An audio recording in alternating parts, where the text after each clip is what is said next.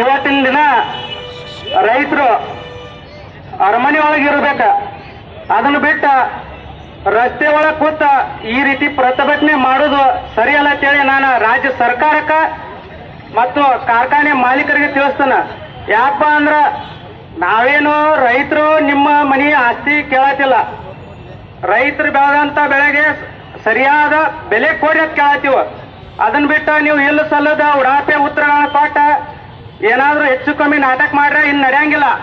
ಯಾಕಂದ್ರ ಕರ್ನಾಟಕದಾಗ ಎಲ್ಲಾ ಕಡೆ ಈಗಾಗಲೇ ಪ್ರತಿಭಟನೆ ಚಾಲು ಆಗ್ಯಾವ. ಆದಷ್ಟು ಬೇಗ ಸರ್ಕಾರ ಆಗಲಿ, ಸಕ್ಕರೆ ಕಾರ್ಖಾನೆ ಮಾಲೀಕರಾಗಲಿ, ನಿಮ್ಮದು ಏನೈತೆ ಅದನ್ನ ಬಂದು ತಿಳಿಸ್ಬೇಕ. ರೈತರಿಗೆ 3,500 ಏನು ಬೆಲೆ ಹೇಳ್ಯಾರೋ ಅದನ್ನ ನೀವು ಕೊಡಾಕ ಒಪ್ಪಿಗೆ ನೀಡ್ಬೇಕ.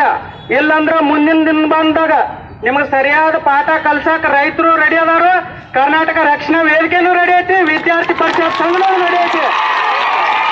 ಈ ಸಂದರ್ಭದಾಗ ಇನ್ನೊಂದು ಮಾತು ಹೇಳಕ್ ಇಷ್ಟಪಡ್ತೀನಿ. ಏನಪ್ಪಾ ಅಂದ್ರ ಈಗಾಗಲೇ ನಮ್ಗೆ ಎಲ್ಲರಿಗೂ ತಿಳಿದದ ಯಾರು ನಿಜವಾದ ಜನನಾಯಕ ಅದಾರ ಅಂತೇಳಿ.